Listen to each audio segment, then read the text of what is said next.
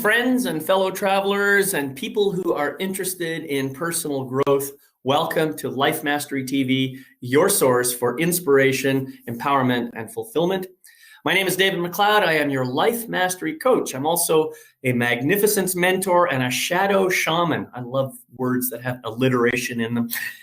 And I'm also the author of this book here, A Life to Die For, Master 10 Key Skills to Transform Your Life into a Priceless Treasure. I hope you'll pick up a copy of that. It's available on Amazon, and it's a great book that talks all about different ways of making your life better and mastering different aspects of your life and that sort of thing. Today, I am pleased to have a very special guest on my show. We're going to be talking about this concept of labels. Now, labels are actually pretty useful devices that we use to evaluate, assess, categorize, and sort almost everything about our lives. And most often these devices are, I would call them linguistic or semantic in nature, and they can serve a valuable purpose, at least until we forget that they're just models or representations for the thing that we're trying to describe.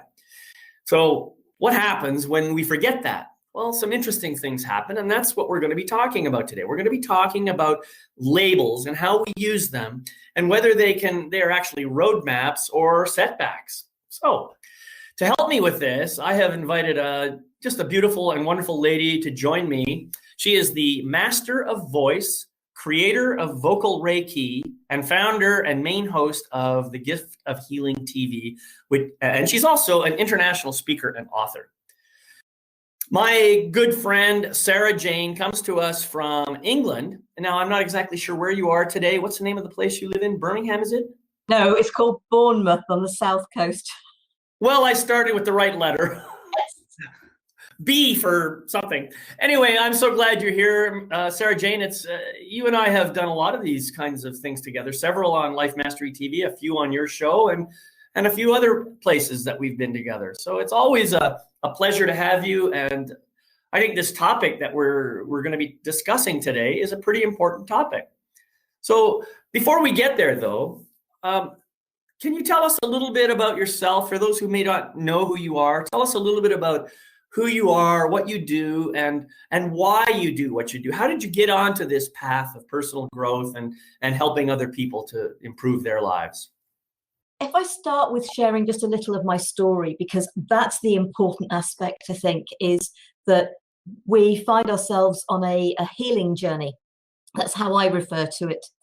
And just before I was a year old, so we're actually talking 61 years ago. At this time, 61 years ago, I was in hospital as a less than 1 year old because I'd been scalded by a boiling milk coffee that went all over my face, and the jumper I was wearing stuck to my neck, which meant I was hospitalized for a total of 3 months because I wouldn't leave the wounds alone. They actually, my mother said, this is what they called it, they crucified me. They had to pin my hands back so that I left these wounds alone. Oh my God. So there was the trauma, obviously, of the incident, which was a genuine accident. Okay, there's no blame to be given anywhere on this. It happened. But the circumstances were, the rules of the hospital were that parents could visit every other day for an hour. 1 hour every other day. The reality for me, because mum didn't drive, dad needed the car for work anyway, and we're talking about 1959. Let's get this right. We're not talking 20 years ago. Right. And the reality for me was I got to see my parents for an hour once a week. Now, and you were only 1 year old at the time. I had my first birthday in hospital. Oh my God. So I wasn't even 1 when it started. Right. So that was that, obviously, which left me feeling unwanted, unloved, not good enough. Any negative words you can come up with, that's how it left me feeling. Sure. When I eventually got out of hospital, my parents had moved, so I didn't go home to familiar surroundings. Oh, God. My mother had been heavily pregnant with my sister Gillian. Gillian was born in the August, and died 9 weeks later. Oh my God. That was all by the time I was 18 months old. So I felt rejected. You're talking about a baby here. You cannot explain circumstances to a baby. Right. You can't explain it to children. You certainly can't explain it to a baby. Well, you know, you can't explain it to some adults either. I know. Yeah. So I not only felt rejected by my parents, I then felt rejected by a sibling. So I spent the better part of 40 years, rather than being angry, in trying to be a people pleaser. Right. So you wanted to be accepted. Absolutely accept but I also was in that frame of mind that even if I was accepted, it would be very short term, because people would wake up to the fact that I wasn't worthy. Oh my God. Oh, I mean, the negative, I know that you've met me since I started the healing journey. So I know that people struggle with how come she is the way she is now when she's been through all of that, and that's the way she was. It's very simple. My healing journey. My wake up call was a broken jaw. The dentist broke it extracting a wisdom tooth, which resulted in 6 months of pain and sleepless nights. Now, when you are that exhausted, you can't cope with that pressure of thinking about what will make so and so happy. You know, what would other people like, etc. You just haven't got the energy to run a house. Gratefully, I didn't have children. Run a house, go to work full time. I was studying accounting at the same time and trying to people please. Something had to give. You were busy. I was definitely busy. And accounting, actually, the study went, but and in the end, so did my marriage. Mm-hmm. Because it was a wake-up call. And I suddenly thought, what am I doing? And so I went into that, okay, why have I been the way I've been? Why have I done what I've done? I've got 2 marriages behind me because, again, I never expected them to last. And it became a self-fulfilling prophecy. So I get all of that. I really do. I understand. And I ended up by going to see a psychotherapist just because I wished to understand. I only went for 10 months because it helped answer the questions for me. And I remember her saying, I have people coming to me for 2 years and they don't get as far as you've got. It depends on the frame of mind you go into these things. Sure. I then moved and I was looking for what can I do for me? It was about me, helping me, supporting me. And I thought, I can't learn massage because you just can't do that. And then Reiki came. And the first person you treat with Reiki when you learn it is yourself. And I thought, that's for me. And it's energy. That was the start, with no intention of going any further. Mm-hmm. But the universe obviously had loads of different other ideas, because my life has changed enormously for taking that, being in that awareness and taking the steps that I took. And so the Reiki led into learning metamorphic technique, led into being introduced to sound energy, studying anatomy and physiology, learning Indian head massage, Thai foot massage, Indian ear candling, quantum touch. I changed my life. I was also working in insurance by then as well. And then the sound energy. And I loved it because the sound I was working with is toning, the use of the voice. Uh-huh. And also within my own healing journey, I actually came to realize that the only person who had ever truly rejected me had been me, because I was Jane as a baby. Mm-hmm. But I was christened Sarah Jane. And when we moved and I went to my second school, I went to this new school and told everyone I was called Sara. I was the one who rejected me when I stopped being Jane and became Sarah. Got it. So understanding the trauma of the inner child and working with the toning and using people's name became really powerful with helping people to reconnect with the inner child. Mm-hmm.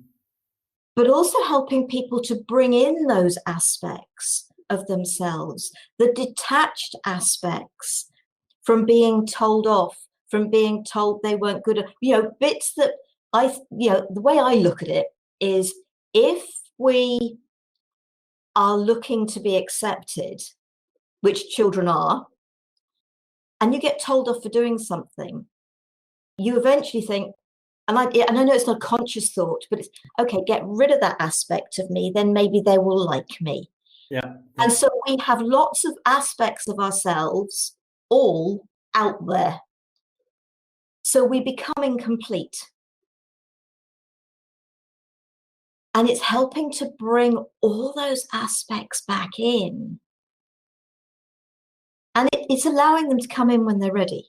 Because the hurt and trauma, one word can traumatize a child. Yeah, it's, so first of all, I want to just honor you for your journey. That this is more detail than you've shared with me in the past. And I've been aware of some of the little pieces. I didn't realize it was quite that intense. So I want to just thank you and honor you for sharing that. And one thing I notice about this, I have my own journey, and there's some commonalities between your journey and my journey. Ultimately, my journey resulted in me rejecting myself too, and trying to become a people pleaser, although I was a pretty angry people pleaser. But the idea that somehow we have this trauma that we go through, or it doesn't always have to be a trauma, but any kind of an experience, some kind of an experience that gives us this sense of pain or something, so that we can move our lives forward and actually do what we came here to do. Now, let's face it, if I were trying to teach people how to love themselves and to really know who they are, without having gone through the challenge of learning to do that myself, I wouldn't be very credible. Yeah. And so I think maybe you've had the same experience. If you're trying to teach people how to accept themselves, you've been there, you know what it's like. So this whole experience, even as unpleasant as it may have been, served a higher purpose that you couldn't possibly have seen while you were going through it. Oh, absolutely. Yeah. I wouldn't change a thing that I've gone through. Because if I did, I wouldn't be where I am with the abilities, with the gifts that I bring today. Exactly. Yeah. Which is essential. And not that I'm going to put myself in with the greatest, but the greatest people that can help you to heal are those people who've had their own journey, and they are sharing from their experience, right, not just from a book. Yeah, exactly. And that's a really good point, because there are plenty of people out there who will gladly take your money and offer you some kind of a healing process that might even seem to give you some gratification in the moment. It might feel good in the moment, but it doesn't have any lasting effect because it's not coming from a genuine place. And this is where I think you and I differ. I don't know about you, but I'm not making a whole lot of money here. I'm doing this because I believe it's important to do, and the money takes care of itself separately. That's how I approach it. I don't know. Does that resonate for you? Absolutely. It's trying to sort of say to people, yes, I appreciate I have to earn some money. It is really important because I have to live. Right. We all require a roof over our head, clothes on our back, and food on our table. Right.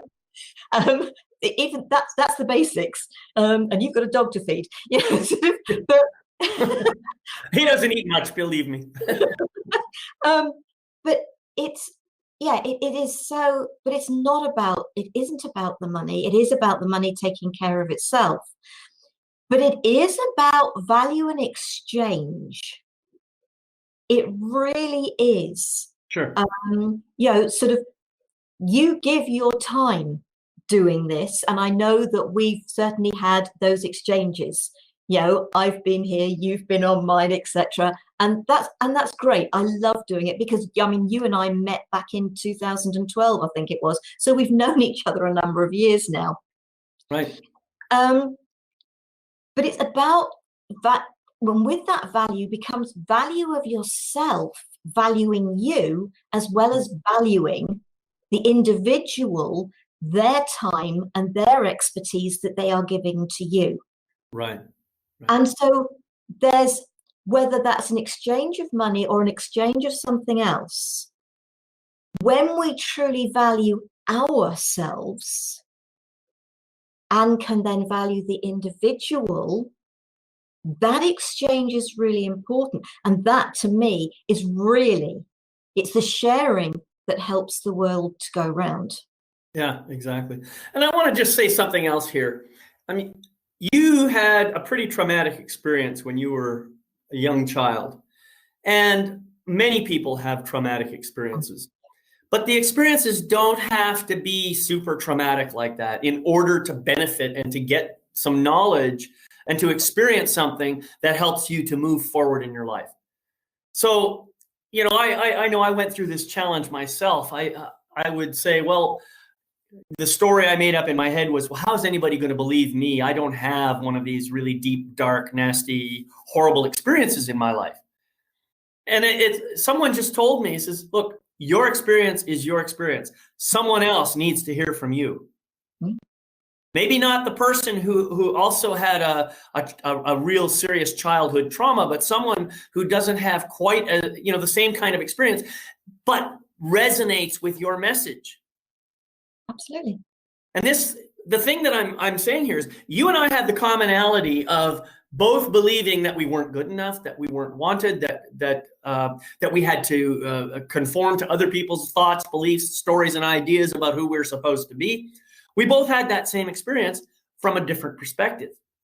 And we're both sharing the same message today as a result of the experience that we went through to get to that place of not loving ourselves, not accepting ourselves. Yeah. And I would say personally that that's probably the biggest problem in the world, is people just don't love themselves, or they have some story about not being good enough or whatever. I think that's really what's holding people back more than anything else. I don't think we are taught to love ourselves. Yeah. We're not told it is okay to love ourselves. We grew up in a time, or I certainly did, and I don't think there's a huge age gap between us, and I was raised a Catholic. So, and as a woman as well, and it was especially sort of obviously born in the late 50s, going into the 60s, it was just like, no, women with a little wife at home with the kids, and, you didn't go out and you didn't have a job. And if you did, it was a shop assistant or something. And I'm not knocking shop assistants. I've spent time working and got to area manager level. So right. I'm not knocking shop assistants. I'm not knocking anybody. Every role is that cog in the mechanism that makes the world work. Sure. Yeah. And what they're discovering now with what's going on in the world at the moment, some of those people that they would have put down as the tiniest little cogs and insignificant are actually the ones that are proving to be absolutely essential. Right. So it's I would never, I spent time working with adults with learning difficulties, getting onto our topic of labels, but they have their abilities. The problem is it's that concentration on what they can't do, not what you can do. Right. Yeah. And so it's for all of us to be totally true to ourselves, to love ourselves, and for people starting to concentrate on, with their children, okay, you struggle with that topic, that subject, but you love that one and you're really good at it. So concentrate on what we are good at. Encourage just to get through those things we aren't so good at so that they can be dropped and you can get on with a much happier life. Right. Yeah, absolutely. Well, you mentioned about this idea of labels. And I mean, that's our topic for today. And I think one of the most prominent labels that we all have to deal with is something that you already mentioned when you were talking about toning. You were talking about people's names. And, one of the things I tell people, yeah, you have a name, but you are not your name. Your name is just simply a label that we use to differentiate you from some other people that might be in the same space. That's really what the name is. So let's talk about that as a label to begin with, and then we'll move into other aspects and see where it goes. But you see, I love this, that we differ so much. because of what I do, and I truly believe we choose our own name.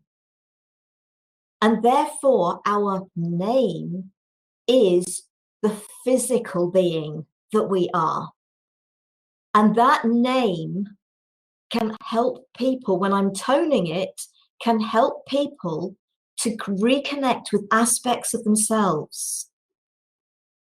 And so it is actually really important. Now, I absolutely understand what you're saying, because the most power comes in the I am. It's not Sarah is, it's not David is, it's not Fred is, whatever, it's I am. So the power is in the I, which is not a label per se. Well, I believe, is just the presence that of the energy that we all have, that we all share. And I also believe that we're all connected energetically and maybe even physically, even though it doesn't seem so in the physical world. Because, for example, you and I are, 4,000 or 5,000 miles apart right now, physically, but energetically we're connected. And even physically, if we think about the movement of electrons and protons and all those things, science tells us that electrons can have almost an infinite distance away from the nucleus that they're part of. So if that's true, then my electrons could be interacting with yours now, even as we speak. If I could even say my electrons, because they're not really, they're just electrons, that's all.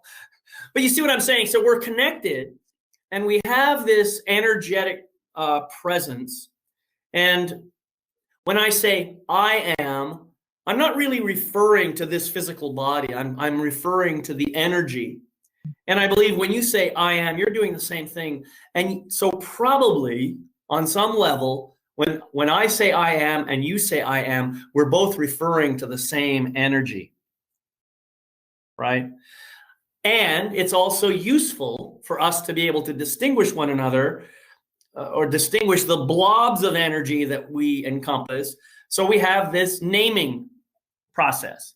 And I think I agree with you. I think that on some level, I'm not sure that I agree that I choose my name per se, but I certainly believe that I have made a contract with other energetic beings in order to have a specific experience, and perhaps the detail of my name was actually part of that conversation.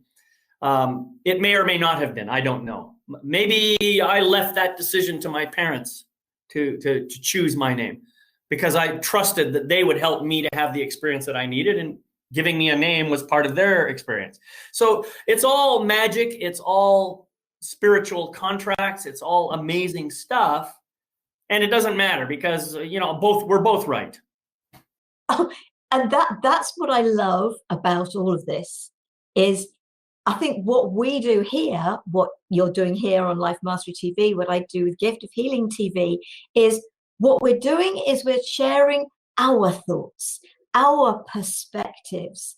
And we're saying to people, you can take this information. If it makes you think, great. If you like it, even better.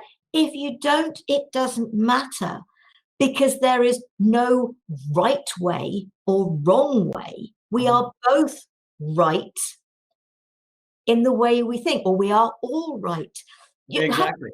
Yeah. When you're giving a speech, and it seems what I've just said, anybody listening to that, they will be taking it in their own way with what they're going through at the moment and what I'm meaning by it, and what you're hearing and what they're hearing could be totally different. Absolutely. Yep. Absolutely. Yeah, that's the nature of our experience in the physical world. You know, I believe that there may be, in fact, there probably is absolute truth. But I also know that because of the limited capabilities of my brain and, you know, the tools that I have in my physical realm, I don't have the capacity to see all of absolute truth. It's not possible because I'm just not big enough. Not in this physical form. Now, in my spiritual form, I am connected to that absolute truth. So that's where I know deep down in my heart what's right and what's wrong. You know, if you want to even put those labels on it, and we'll get to those too. But I know deep down in my heart what makes sense, what doesn't make sense, what is consistent with who I am, and what is out of alignment with that. And I can always connect in with that and have some sense of truth, whatever that is, just simply by being still, being silent, and letting my ego mind go quiet. But it is also about your truth. Now, somebody else's interpretation of your truth could be slightly different and still feel to a degree like their truth, but maybe not. Because I suppose that it's the label of religion, and religion is a label. It really is a label. And I am very happy for everybody to have their own beliefs. Absolutely. I'm not here to tell you you can't believe that. It's your choice to believe, and it's your choice. The religion you have been brought up in, some of them say one thing and totally the opposite to a different religion. And it depends on which you've been brought up in as to what feels right for you because of what you've been told. Well, now this is another interesting point, because you just brought in the subject of beliefs. Yeah. And a belief is something that often we are just simply given, especially when we're young. You know, we're told this is the way life is, and we just kind of accept it as truth. We trust our parents to tell us nothing but the truth, when in fact what they're telling us is their version of the truth, which may or may not be absolute truth. And this is the thing that we all have to be aware of. So yes, I am given a belief system when I'm young. I'm told, I don't know, Democrats are good, Republicans are bad, or vice versa. I'm told those things. And because my parents believe that, I tend to take on that belief because I want them to love me. Learned behavior. Exactly. So I accept that, and it becomes part of my belief systems, and it may stay my belief system for the rest of my life. Or somewhere along the way, I might start to ask questions. Well, wait a minute, I'm not really happy with the way these Democrats are behaving. Maybe they're not the best. Maybe I should look at what the Republicans are doing.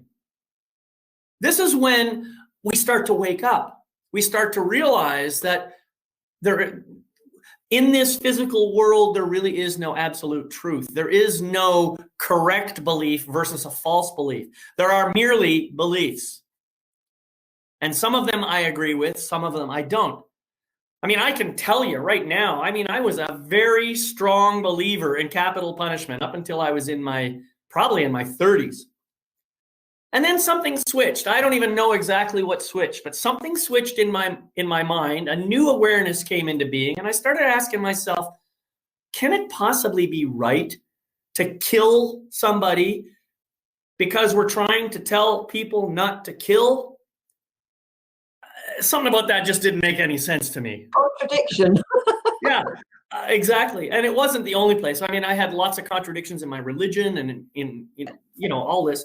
So I kept asking questions and I kept looking for answers. And I realized that if I look out there for answers, I'm only going to be receiving filtered material from somebody else's way of thinking. And so I had to start the process of going within.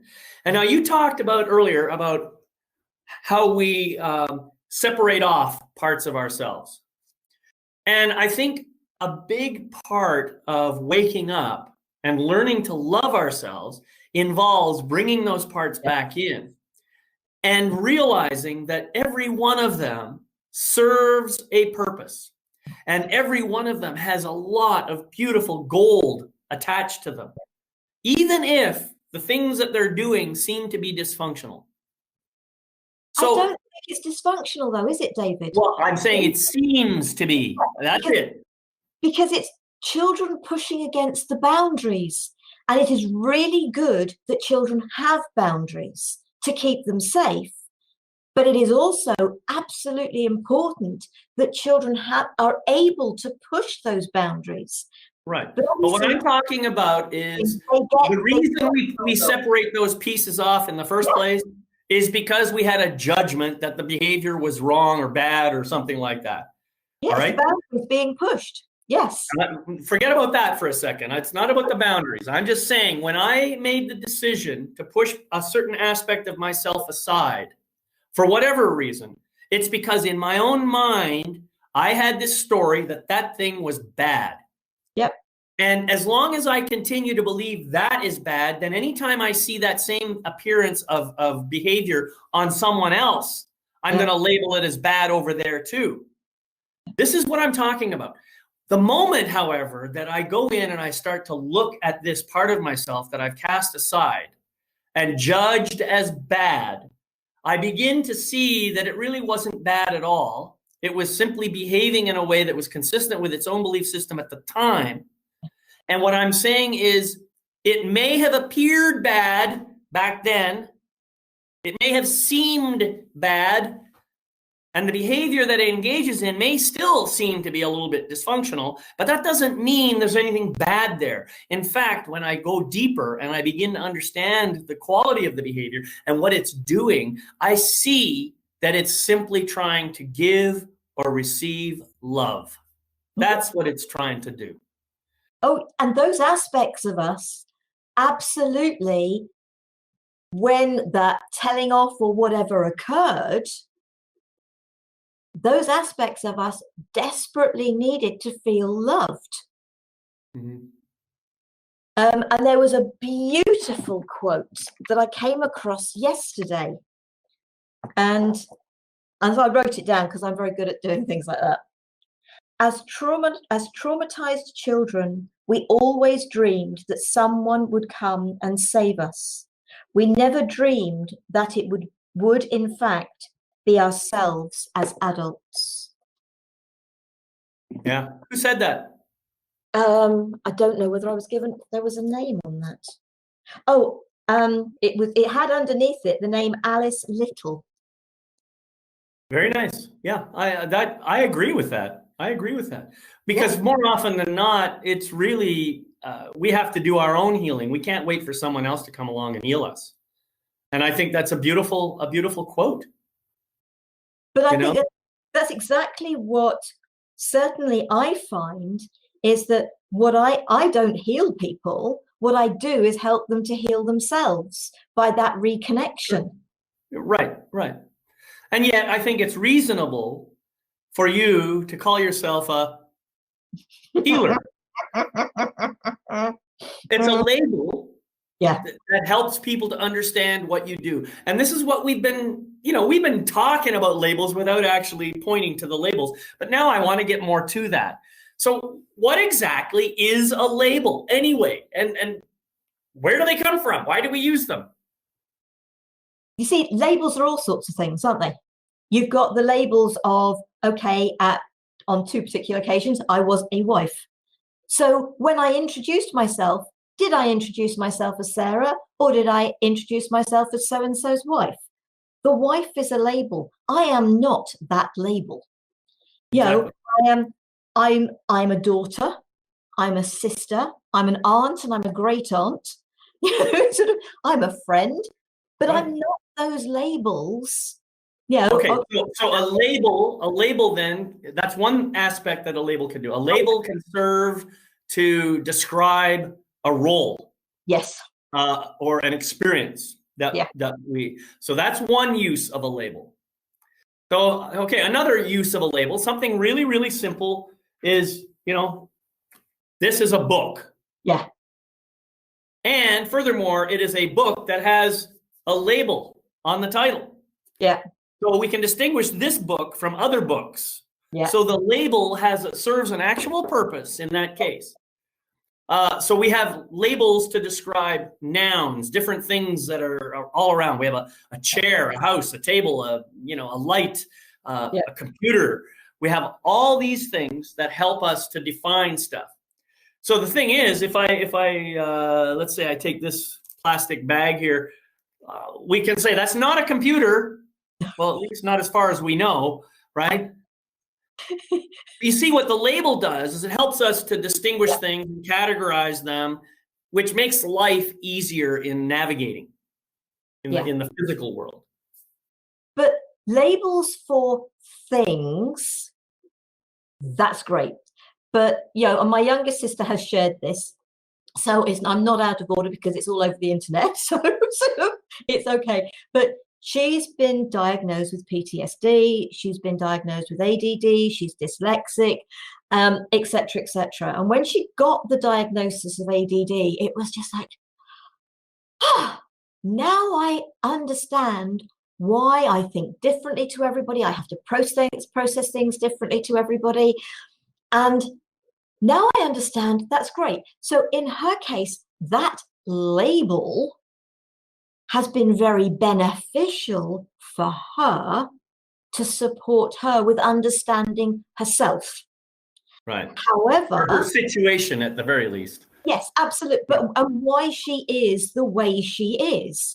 Certainly, yeah. But other people will look at that label, because I'm not going to name names, but there is another member of the family who has a similar label attached to them, whose reaction was, oh my God, no, not another label, because it actually held them back from jobs they would and were probably very capable of doing. But because they had this label, so from Jackie's perspective, it was definitely a road map supporting her. It doesn't mean she won't push, going back to the word boundaries, the boundaries of that diagnosis, that label, but it's a road map that supports her to be able to push those boundaries. Yeah, okay, so this is good. This is good. When I think ADD or ADHD, I think of, this is now just because I have been conditioned in some ways, the thought that I see is a kid bouncing around completely uncontrolled, and just that's the image that I see from ADHD. And I suspect that when other people hear that term, that's probably something along the lines of what they think of too. Whether they're an adult or not, they think they just can't pay attention, they can't focus, we are talking about all the things they can't do because of the fact that they have ADHD. Yeah. Now, if you didn't know that they had ADHD, would you still make those same conclusions about people? That's the thing that I think is really important. And that's the myself, for example, I was diagnosed in 2008 with COPD, which is a problem with my lungs. And I immediately, as soon as they told me that, I was having images in my head of being in a wheelchair with this oxygen tube coming out of my nose and an oxygen tank on my thing, not being able to do any of the standard things that I wanted to be able to do. And I immediately reacted to that. I said, no, that is not going to happen. I am not accepting that. Well, that was what, 11 years ago that I got that diagnosis. And I can tell you, while the condition has gotten worse over time, I still am out exercising on a regular basis. I exercise, I run, I do everything I can to keep my lungs active so that I can stave off the whole wheelchair thing as long as possible. Absolutely. Yeah, and Jackie's another one of those to do with, I think, osteoporosis or something, which, bless her cotton socks, she's celiac. Bless her what? Cotton socks. Oh, I love those British expressions. Oh, that's great. So, but with the other conditions that she's got, she was told about, it might have been 6, 7, 8 years ago. You'll be in a wheelchair in 5 years' time. And her mentality of that has been, she has never went from 5 years to 4 years to 3 years to 2 years to a year. She always says it as 5 years. 5 years from now. Always puts it 5 years in the future, and she's still not in a wheelchair. That's great. And that's awesome. But thinking about the labels, as I said earlier, I work with adults with learning difficulties, and the thing it doesn't matter what the condition is, and they've all got their own different names. And one lady that I worked with, I can't remember the name of the condition she had, and I didn't look into it. My whole thing was, I am going to support her to do as much as possible. I only had her for 4 hours once a week or once a fortnight or something, but we always went out and we did something. And so slowly I got to hear little bits. Oh, she'll never do that. She'll never do that. And I'm thinking, I've got her to do that. I've got her to do that. I've got her to do that. Because I didn't have in my head the condition and everything around it that said she couldn't. And this is what a lot of people learnt, is if you take the label's important in one respect, the diagnosis is important in one respect, but you don't think it's gospel. Right. You don't have to become a slave to it. No, absolutely not. The metamorphic technique, one of the techniques I've learned and I'm a practitioner of, and there's a story that goes back to this. There was a family relatively local to here that knew the lady that taught me, and they had a little girl that was born Down syndrome. I think it was Down syndrome. Down syndrome, yeah. And they were told she would never even sit up without help. That was what they were told. And so they knew Elaine, and they took little one to Elaine for metamorphic technique. And they also did a fairly good job of not listening to the whole diagnosis. Right. Yeah. Because that little girl, I don't think is so little anymore, because we're going back a few years. She ended up running around. Yeah. Okay, great. So now we know, labels serve a purpose. Yeah. They help us to understand things. They help us to describe things. They help us to distinguish one thing from another. And that's great. And then we've already pointed out that sometimes the label comes with some baggage that we attach, even though the baggage isn't always the case for every person who has that label. So that's something that we've got to be aware of.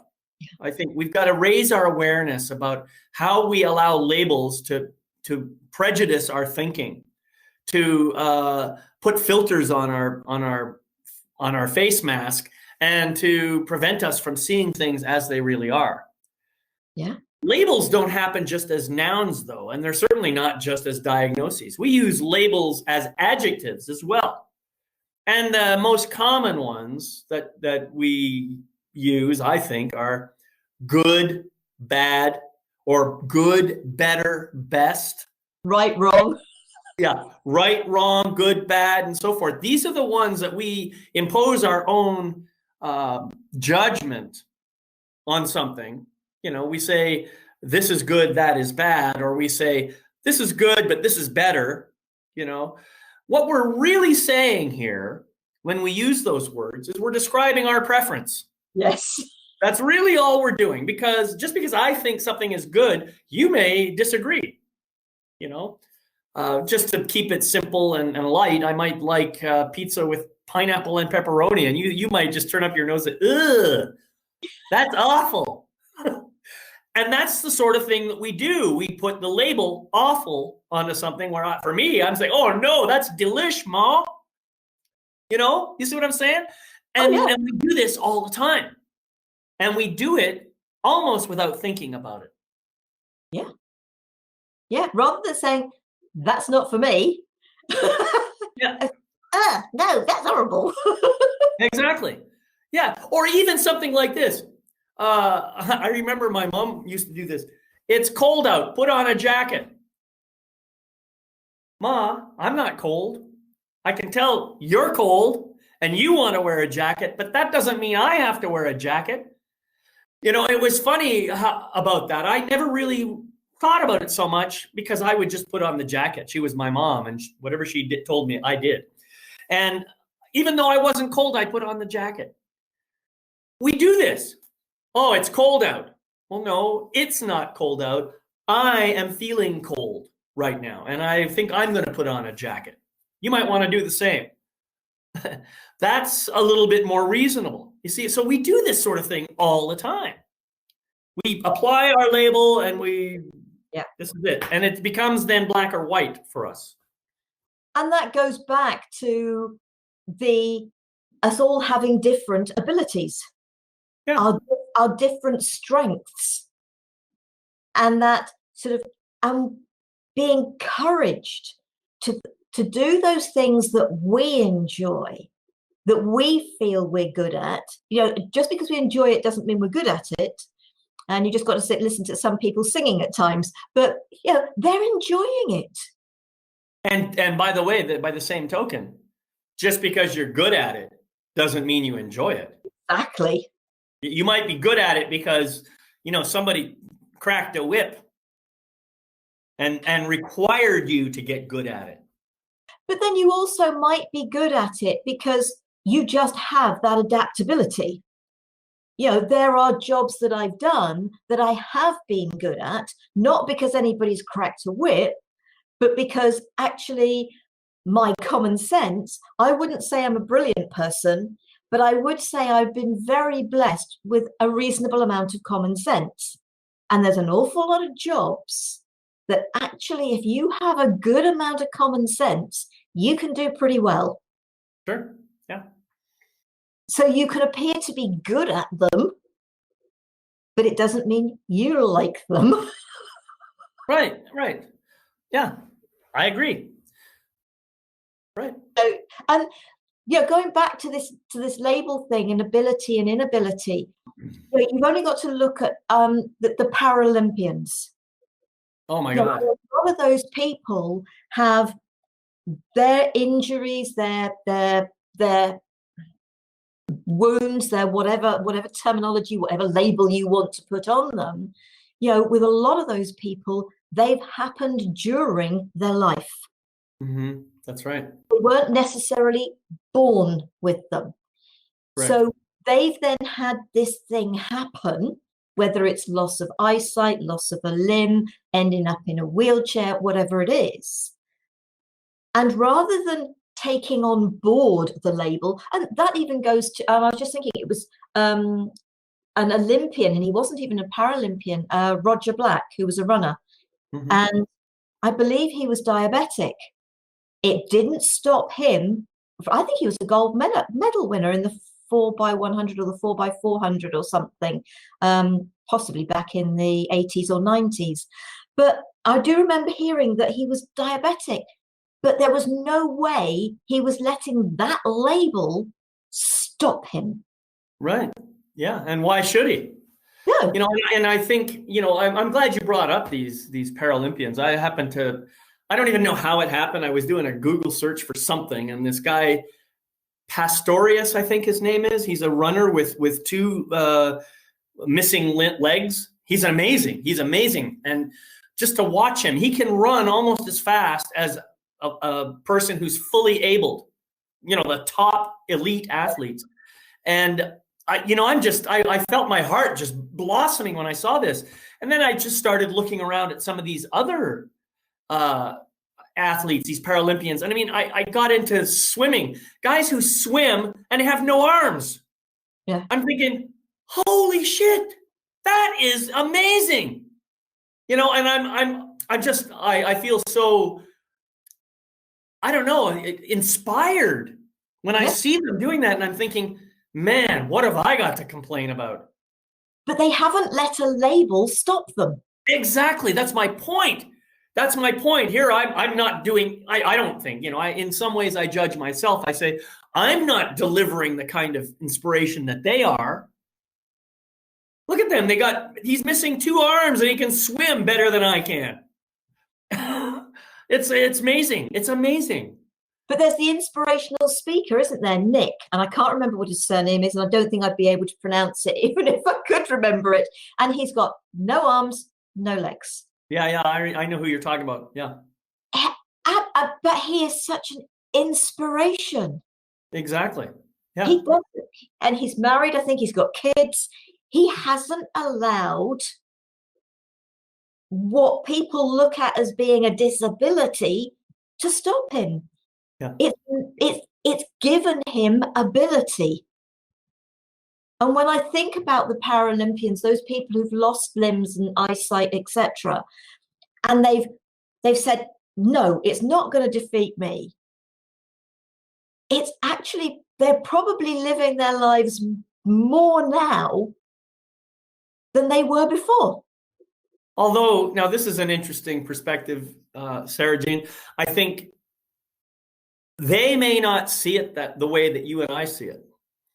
To them, this is just life. This is just the way their life is, and they're doing the best they can with what they've got. Their reality. We are the ones having the inspirational moment here.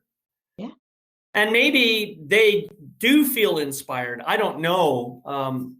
I honestly can't. I mean, I can't speak for them. I can only say that my guess is most of those people who are willing to go beyond perceived limitations have a spirit that drives them to fulfill their purpose regardless of their circumstances.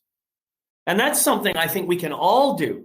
Yes. I could say the same thing. I choose to follow and fulfill my purpose regardless of any perceived limitations in my life. That message could apply to every single one of us on the planet, regardless of whether we have all our arms and legs, whether we can see, whether, it doesn't matter. So it's something for us to think about. It is, because the only limitation we have is our mind. And if we can kick, and you and I've had this conversation about mind before, and I don't mean this like this, but if we can kick our mind into touch, we can go way beyond the limitations of our mind. Yeah. It is up to us. If our thought is, oh, the ladder only goes that far, I can't go any further than that. But it's right, okay, can I find another ladder to put on top of that? Yeah, or when I get there, I'll look for a new ladder. Exactly. Yeah. Whatever it is, it's take one step at a time and then take that next step. And if there's a stumbling block, use it as the next stepping stone, not as a way of stopping you. Well, it was Lao Tzu that said, the journey of 1,000 miles begins with a single step. And the problem is, now I know this is something that I also share with people. I said, you could be climbing a mountain and you could be trudging up the mountain and you could just look up there and say, oh my God, there is so much mountain left to climb. Well, okay, if you want to allow yourself to think that way, you can. But here's what I recommend. Every once in a while, stop where you are, turn around and take a look down the hill and see how far you've come. Yeah. And then honor yourself. Yeah. Because at that point, then the rest of the mountain won't seem so big. you'll realize, wow, I have done a lot. I have done a lot in my life. Yeah. I don't have to just look at this thing as a monumental effort. Yeah. I can look and I can see how much I've done in my life, and I can honor and bless myself. Yeah. Yeah. This, And in other words, what we're talking about here is, I think, in the context of our topic, is finding a way to get out from underneath our labels. Yeah, and I really do, on a sort of daily basis, I have my sort of to-do list, which usually gets longer during the day. um, and I'm great crossing them off. But it's like come lunchtime, it's just like I praise myself.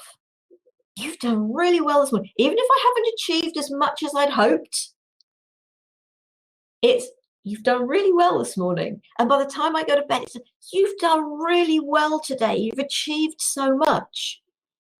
It's that positive thinking, that positive talking to yourself. It's not about needing that from anybody else. As we were saying right at the very beginning, it's that going inward. When you were talking about by going inward, you were finding the truth. By going inward and realizing that the most important person to honor you, to praise you, to love you is you. And what you can achieve by coming out from under all of those labels, all of those judgments, all of those, whatever word you want to put on it, whatever label you want to put on it, we can come out from underneath all of that. What was there something I saw today? It was something about a lion, it was a tiger, doesn't worry about what the sheep thinks of it. That's right. Yeah. Yeah, I think most animals don't really care what any other animals think about them. Now, I might be wrong about that. We don't really know for sure. But one thing is certain is that humans seem to be somewhat unique in our ability to somehow demonize ourselves because we're not showing up as well as we imagine we could be. And that's all just judgment in a form of labeling. Yeah. That's all it is.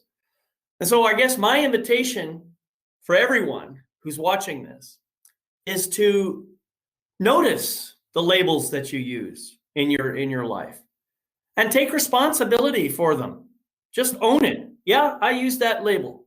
Now, how is it serving me? Is it serving me? Maybe it's not.